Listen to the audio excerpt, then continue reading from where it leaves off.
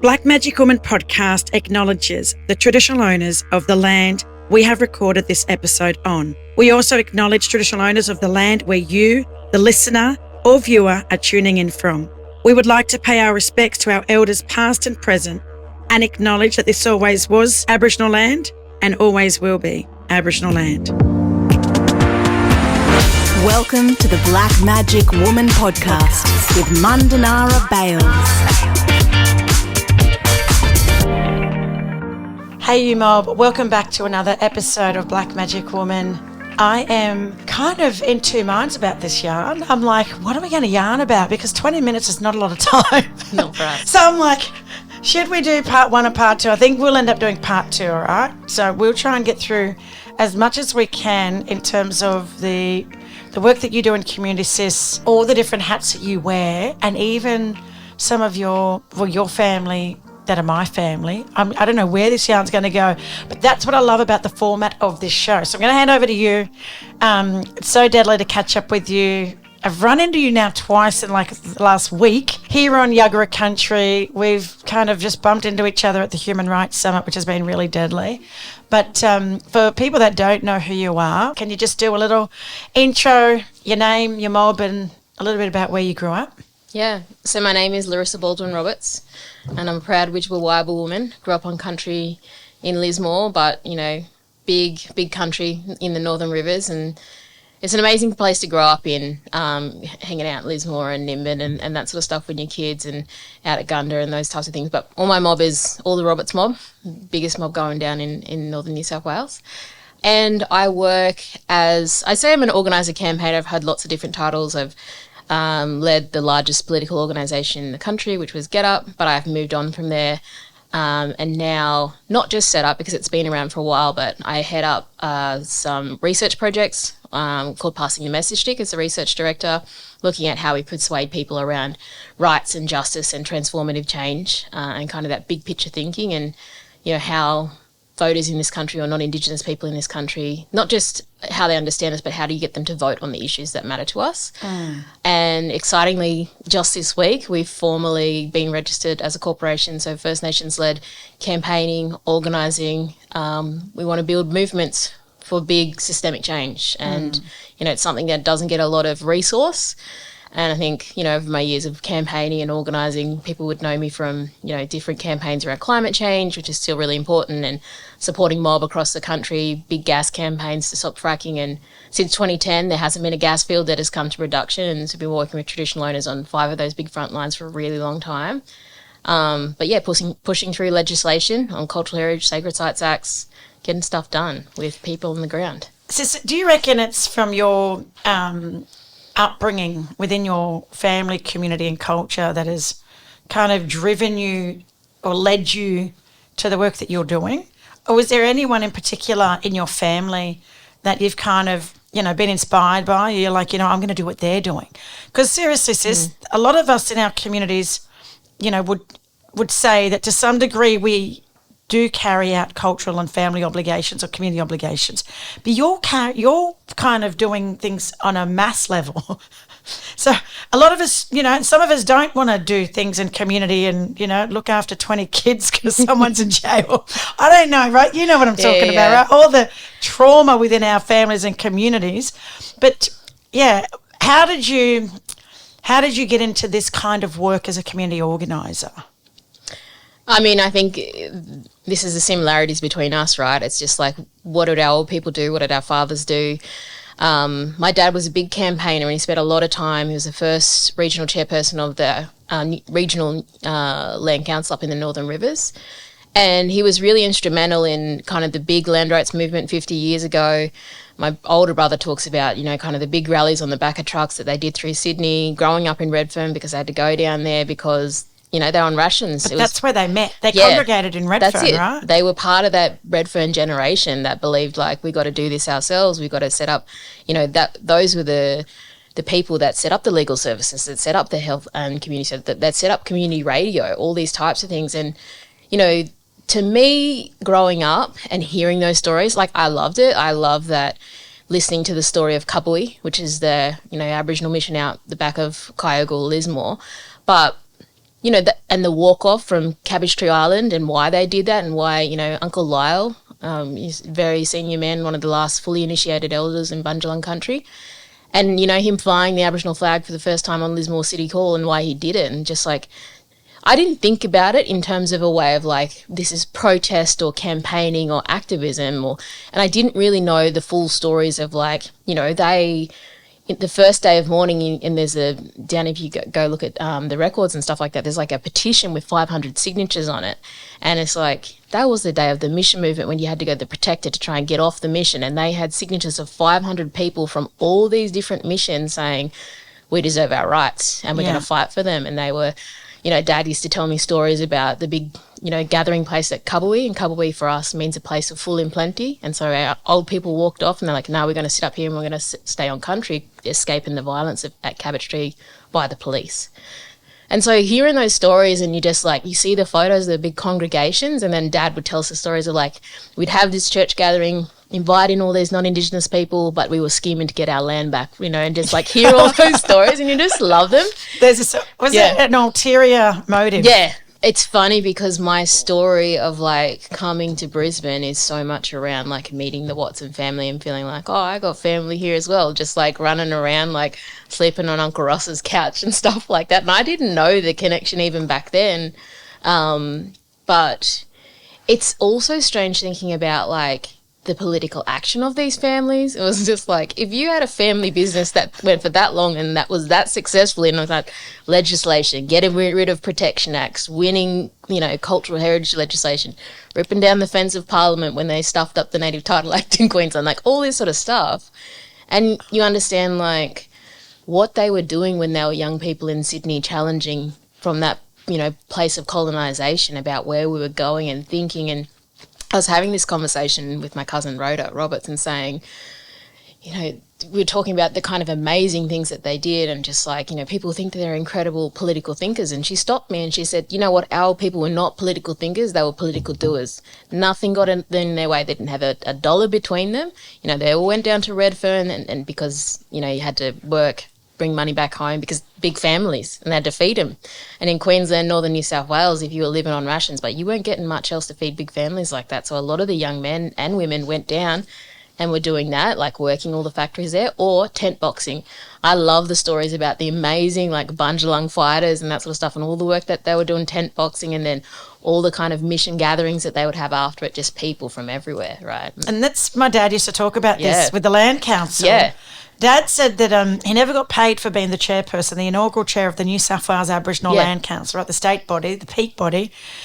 He got an allowance, a travel allowance, and he got a phone or something, right, when phones came in. Yeah. So he got a little travel allowance, but no salary. So he started managing black bands, taking black bands out to community, and through that he was building relationships. Yeah. He was a bloody Murray.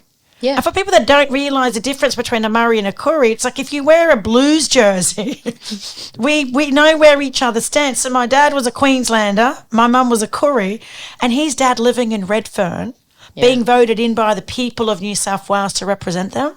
Wouldn't have happened today, sis, right? No, but I think my dad was a good schemer on that for your dad. That's exactly it. Through relationship building, and then seeing, you know, my dad obviously had a way about him, and that was through my granny Mook. And it's also the thing around it was an approach. Like I used to talk about Dad around, you know, kind of all the work that he did with Uncle, like City, and some of the older grandfathers and that sort of stuff around protecting and locking up all of that, you know, nightcap and that sort of stuff, wine from logging because it was happening really bad. And they were talking about how they would just get deals from, like, work out with this political party what they were going to give them, this political party. And they would play the Nationals and the Libs and Labor all against each other, and they're just like, whatever the best deal was. And then they would talk to everyone, talk to all the white fellas, shifting their votes around it. If you cared about it, you got to do it this way. But I just feel like we live in a different time now. Like, you can understand why Uncle Ty, like, I remember looking back through photos, you know, Dad passed away, like, 3 years ago now. And there's so many photos of, like, your older sisters when they're kids, like Dad and your dad. And I was like, I remember being there. I don't remember these photos taken. But it's just like, it was wild the way they approached things. Like, they were doing activism, but they were big strategic thinkers. Yeah. And they had a way about bringing people together.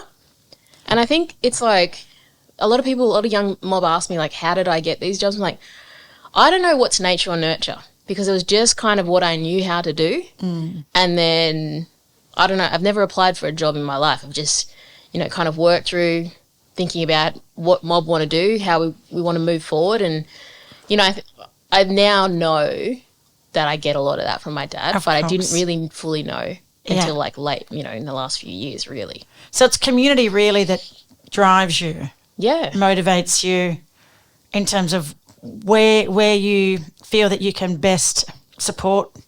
Well, it's also where, how you're saying how, like, this idea around how you grew up. Like, I grew up in Lismore, like, big. We were poor, but I don't think I realised until we were like, kids were talking about going to university, and then I seen how much it cost. My mum's like, you can't freaking afford that. Like, what are you doing? Or going on a holiday, right? People would say, oh, we're going to go to wherever, Bali, Fiji. Yeah. And I'm thinking to myself, oh, my God, we've never been on a plane. These people are rich. Yes. They got a passport.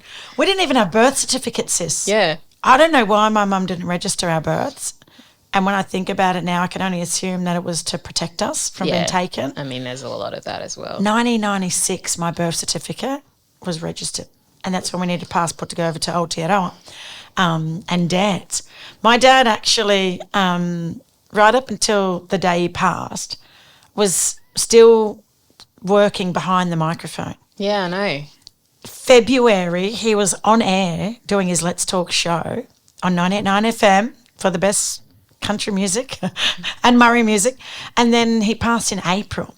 Like he literally was of service to his community. It felt so fast. I know. I know. But do you think you can do this for the rest of your life? Like, is there longevity in this kind of work that you do? You know how I feel about this is like, I don't care if I don't get paid to do this or not. This is what I'm going to do. And I think it goes back to, it's like, what is the actualisation and who you are as a First Nations, as an Aboriginal woman, as a Widjabul Wia-bal woman. Like, there's a part of, who we are as Widjabul Wia women is like, we are lawmakers and men were law enforcers, and there's a role here around how we think about strategies, and like, culturally clever people came from our clan. Mm-hmm. And like, we are 5 people, bring people together across the, Bunjalung, but Yugambeh nations as well. There was so much interconnection. Like, we talk about Bunya festivals and that sort of stuff, and those song lines, like, that's some really strong politics in that country. And even when I think like people hear from people like Aunty Lilla, like Aunty Mary Graham and stuff like that, and just like everything they say about politics, like, you've heard this story before, but like, this is so right for this time right now. And I just feel like, when I grew up, I never had any negative sense of identity around who I was as an Aboriginal girl. I just never, like, we didn't have money.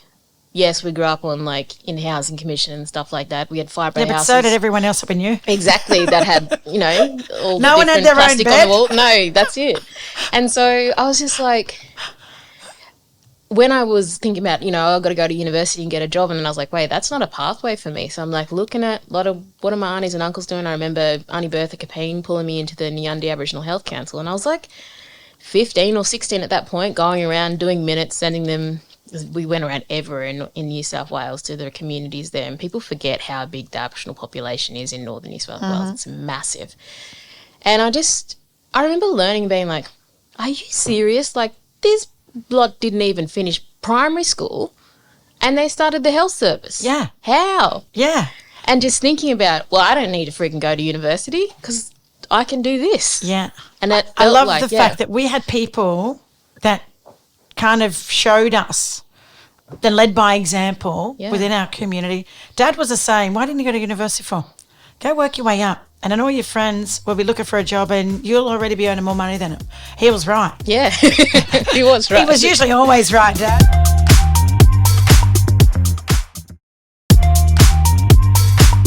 But sis, what I was going to ask is the election now. It's a new chapter for the next 4 years anyways. There's a new chapter. Do you feel that there's going to be, a shift? Just the fact that Albanese just got in again. there's a lot that's kind of happening or kind of brewing underneath the surface. There's a lot of hatred, a lot of discrimination, a lot of racism. It's rearing its ugly head again in Australia. You can see all over social media with Anzac Day and beautiful Aunty Joy Murphy, you know, and the Melbourne Storm's now saying that it was an administrative error. Like literally an administrative error, that they miscommunicated to Aunty Joy that they did want her to do it, but they were going to change the time. So they're backpedaling now, right, because of the backlash. But even the fact that the Aboriginal Health Service cut the funding, their partnership. So financially it's hit the Melbourne Storm where it hurts, and now they're backpedaling. So there's a lot going on in this country right now. What are some of the kind of positives? Like, what keeps you going? What inspires you? What motivates you? What gets you out of bed despite all of the other things that kind of either make you feel exhausted or even a little bit, I don't know, sometimes I just feel like, do we got to keep doing this? Yeah, we've got to keep doing this. But not the same non-negotiable, like, coming from our families. Yeah. I think... it's like, do we go to March again? This is my kids. It's 40-degree heat, Mum. Yes, you do. Yeah, just get the little, I've got the trolley thing. You know, the beach things, buggies. I carry the kids in that now. You can go for a swim after. Yeah. But you know what I think is, and the referendum was also bad. I think but that's what I mean. This is still...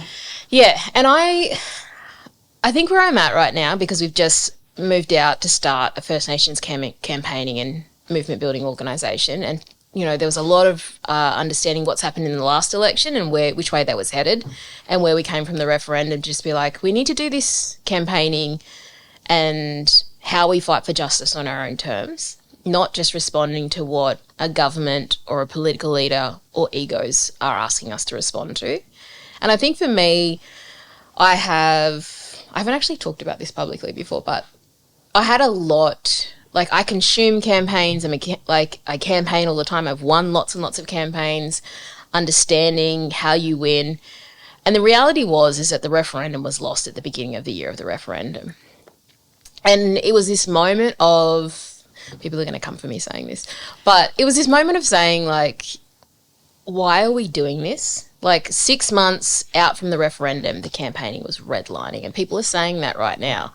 But it's just like, but why didn't you stop the referendum? The Machinery Act hadn't been pushed forward, and it's all about egos, like we're going to get there. But also there was such a disconnect that we needed to bring in all these non-Indigenous campaign experts who understood how to win campaigns. And that's like true on certain types of campaigns, but the reality is it's very different to make the case for First Nations justice and the rights-based holders of this land. And that requires, and you would know this in terms of the way that, as a young campaigner, your dad would ask me to come in and be on the radio station. He'd pull me up and ask me a million different questions about why I felt a different way or why we'd made this political decision.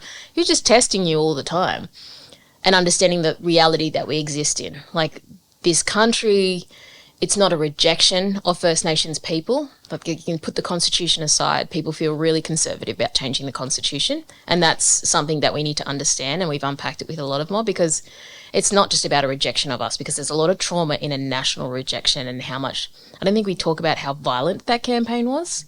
We kind of just brush it under the rug, and we've been having those conversations in community around what actually happened. But the reality is there is a way to persuade people in how we seek justice for ourselves, and that is around not ceding the moral high ground. It's about having the right messengers at the front and the people who are talking from community and talking with authority, and also the fact that we can't step out on political campaigns if our communities don't know what the campaign is about. Because whether it's a good idea or not, you have to understand and hold empathy for the amount of government, not just failures, but outright harm that has been done to our governments by successive governments on purpose. And so when you come out with a government program and you understand how our communities react to it, like, part of it is a trauma response. Like, is this thing, what do we lose if we're going to gain this thing?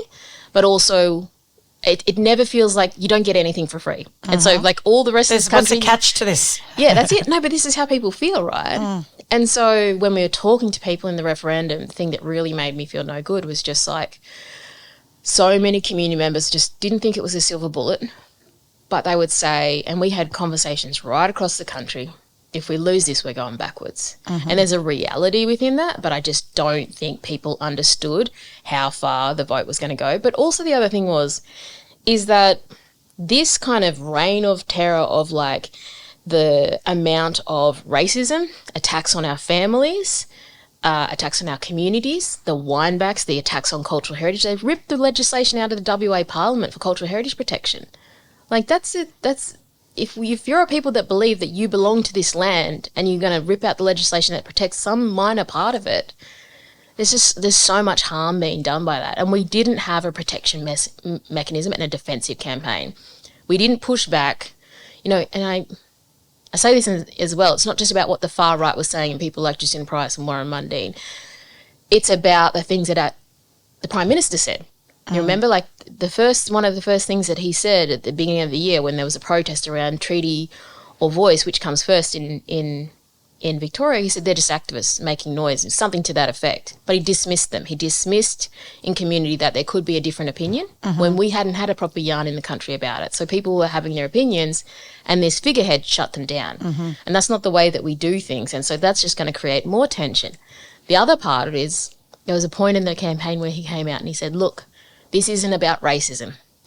There has never been a campaign about First Nations people in this land that has not been about racism. It's always about racism.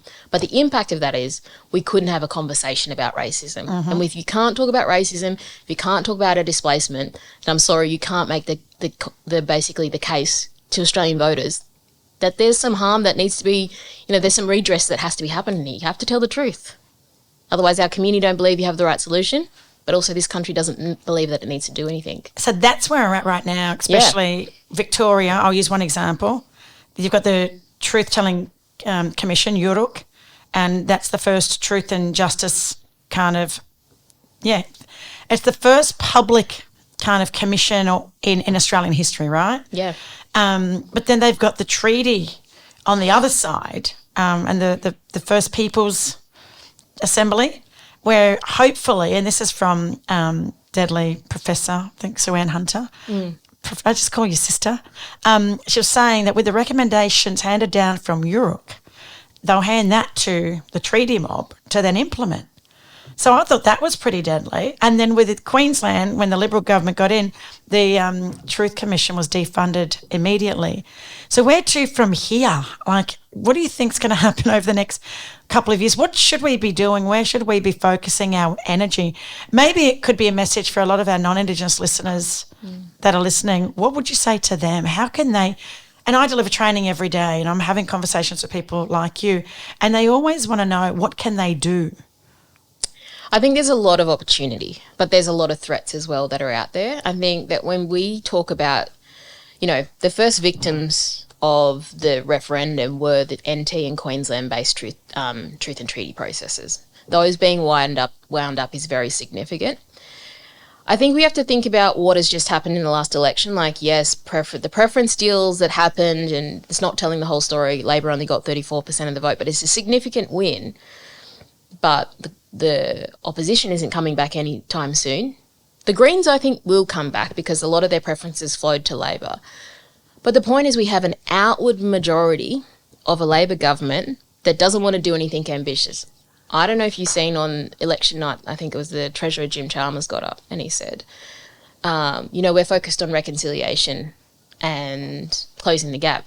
Someone said today, like, the amount of failures under closing the gap, why do we still have this thing? It has failed more than ATSIC. ATSIC did more to benefit our communities than closing the gap. It's not working because we're having this measly mouth conversation about closing the gap instead of talking about, here's a report every year on the systemic racism in the health service and, you know, social services delivered by the state and territory and federal governments.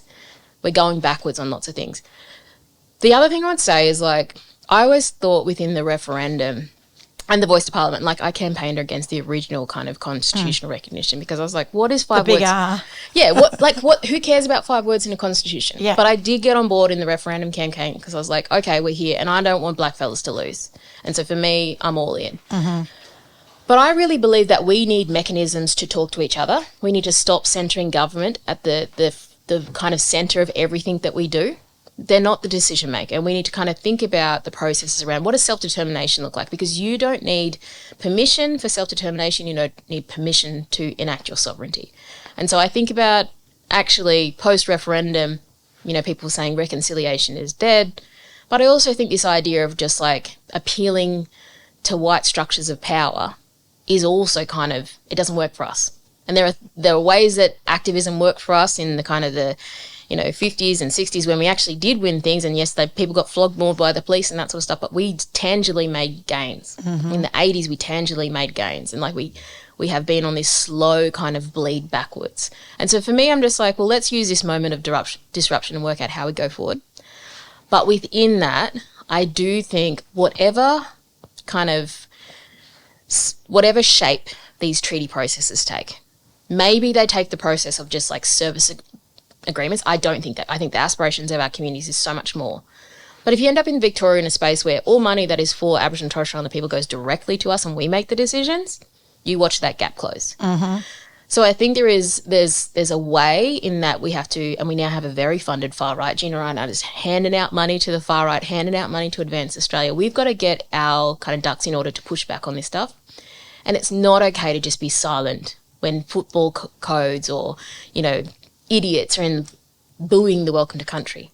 Understand, like, that's not just a cultural, and I hate how people say this is like, oh, this cultural when we don't want to talk about it. I'm like, this is racism. This is the racism and basically setting the standards. It's much more insidious than this. Like, what you're trying to do is actually remove Indigenous rights in this country and understand that that's what they're doing. Like, the people mouthing off around Australia Day this year saying like, oh, we voted against this. You can't have this treaty process. I'm like, this was never on the ballot. But Australians, like, the far right, they think like we're going to remove these rights. People don't understand that, the Queensland government is talking about ripping out different native title negotiation. WA government, before they went to election, they said, let's get rid of the right to negotiate. These are significant things. Sacred Sites Act in NT just the other week being pulled up. Ranger programs funding. All the amount of moving our kids into adult prisons that we're experienced like in the last couple of weeks, months. We need to kind of get our pushback and our campaigns started. We need to understand what we're asking for. It's not just what we're against, because right now the government, I guess, they're not brave, they're not bold. They don't want to be ambitious on First Nations justice. And so we need to think about who we're appealing to in terms of like voters in this country. Yes, 6.2 million people voted yes, but I don't think all of those people are there on when we think about like youth incarceration and what does it mean for our kids that have been taken away at the rate that they've been taken away. So I think there's a lot of re-education that we need to do and understand like it's not about the same leaders that have been at the front. Like we need to think about it a different way, and we need to show them and demonstrate that our communities are standing up because we hold the moral high ground. This is our land. It's still our land. And so I don't know where this yarn is going, but like... I love it. I'm sure everyone that's listening, you probably agree that there's a lot that they can take from this yarn and they can make their own decisions on what they want to do or what are you interested in? What are you reading? Like, can they listen to a podcast or is there a book they should pick up? What's some really tangible, practical things before we wrap up this yarn? You know what I've given to a bunch of people over the last couple of weeks is actually some readings by Aunty Mary Graham. Okay, I love this. Yeah. And particularly thinking about the role of Indigenous people, of Aboriginal people, and us as runners and managers of our own country, and what is our kind of politics and how do we create power? And she talks about our role as an Indigenous person and talking about how, it's this, it's like, what she's called like autonomous regard, like the idea that we have obligations to our communities. But if you're an Aboriginal person that grew up in country, then you accept that obligation, whether that obligation is standing at the forefront of a political campaign or looking after 20 babies. Yeah. Like you play your role within community because we are collective. I think globally we're in this space, and this is why this appeals to me so much, that like read everything, watch every video that she's in. She's our most amazing philosopher. So Dr. Mary Graham, for people that don't know, who is an adjunct associate professor at the School of Political Science, International Relations, Philosophy and Psychology departments at UQ. I got that right. Yes. It's a mouthful. Aunt Mary has been part of the Black Card for 13 years. And a lot of people, about 23,000 people that have done black card training, have had the privilege to either be in person with her, be through the screen and hear her talk about everything from autonomous regard to Aboriginal logic. She has a paper that she's about to publish. I had a look at it. Eldership and leadership. So there's a lot there. I'll share something with you. Yeah, and they also, it's this piece, right, where we're looking at this craziness that's going over in the US and the rejection of that style of politics within Australia. People are fearful of that, fearful of the idea that Dutton could act like Trump and destroy some of the things in the places that we hold dear. But we need to think about what political leadership is. And, you know, people talk like, I'm a Marxist, I'm from the left, I'm right-wing, I'm a populist, whatever. Like, listen and read Aunty Mary Graham and think about Indigenous worldviews and understand that we created some of the most successful social orders and political contexts in this world, and they still exist. And, like, I feel like if non-Indigenous people understood that from our elders, then they would see, like, the pathway to solving the climate crisis, to thinking about the end of capitalism, that Indigenous peoples have the solution to this. Oh, my goodness. What an amazing way to finish up this yarn. Aunty Mary Graham, you got to Google her. She's a Kumba woman living on her country on the Golden Coast, on Yugambeh country, the Yugambeh language-speaking group, I should say. But also there's a lot there that I could put in the show notes with a lot of the stuff that Aunty Mary has published. One thing that she says is that Aboriginal people ran an entire country not that long ago. Yeah. And we ran this country without any outside interference, without the need for prisons, police or armies. We never invaded our neighbours in our whole history of living here. And you refer to us as a primitive, savage, hunter-gatherer society, and who's invading who? So look, on that note, sis, it's been so deadly to yarn with you. We'll do a part 2, because then we can get straight into what does First Nations climate justice mean and look like. Oh, yeah. And I'm sure there's a podcast in that. Yes. Too deadly. Look, all you mob listening and watching, so much to take out of this yarn. And I'm going to leave it with you to ponder with and hopefully continue your learning and all the different things that we've been yarning about. Read the show notes, have a look at what Aunty Mary's doing, or even the blackcard.com.au. You can see what she does through the work that we do of rolling out training across the country. So thank you, my sister. Thanks for having me. For coming. Until next time, bye for now. If you'd like any more info on today's guest, please visit our show notes in the episode description. A big shout out to all you Deadly Mob and allies who continue to listen, watch and support our podcast. Your feedback means the world. You can rate and review the podcast on Apple and Spotify, or even head to our socials and YouTube channel and drop us a line. We'd love to hear from you. The Black Magic Woman podcast is produced by Clint Curtis.